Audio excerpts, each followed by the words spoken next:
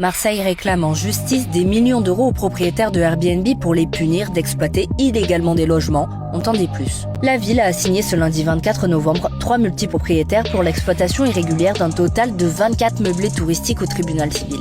Ces poursuites visent un chirurgien de Périgueux, un promoteur parisien et un artisan chauffagiste marseillais et son épouse. La mairie leur reproche de ne pas avoir déclaré le changement d'usage de leur logement, qui était initialement consacré à l'habitation, d'avoir utilisé des numéros d'enregistrement frauduleux pour les louer, etc. Pour chaque infraction, la ville réclame le maximum de l'amende encourue, comme une punition pour les contrevenants. Et au total, ils risquent 2,4 millions d'euros d'amende. Alors l'idée derrière, c'est de marquer les esprits pour faire rentrer dans les clous les propriétaires d'environ 6000 meublés touristiques qui violeraient la loi et les règlements municipaux. Patrick Amico, l'adjoint au maire chargé du logement à Marseille, a expliqué que leur souhait est que ces logements puissent revenir dans le circuit du logement familial classique. Il faut savoir que Marseille compte près de 40 000 habitations indignes. Et en plus, chaque année, 2000 meublés saisonniers feraient leur entrée sur le marché. Ce qui complique de plus en plus l'accès au logement digne de familles marseillaises. Pour le contexte, l'un des propriétaires Airbnb poursuivis par la ville, le chirurgien de Périgueux, a déjà été vu dans l'émission Complément d'enquête sur France 2. Et dedans, il assumait se placer dans l'illégalité. Face aux caméras, il a déclaré « Tout le monde m'a dit, c'est Marseille bébé,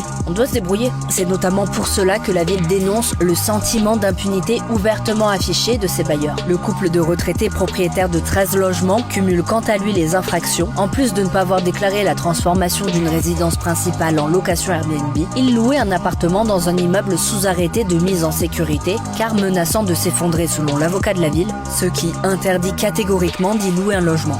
Toutes les décisions de justice concernant une possible condamnation seront rendues le 2 février 2026.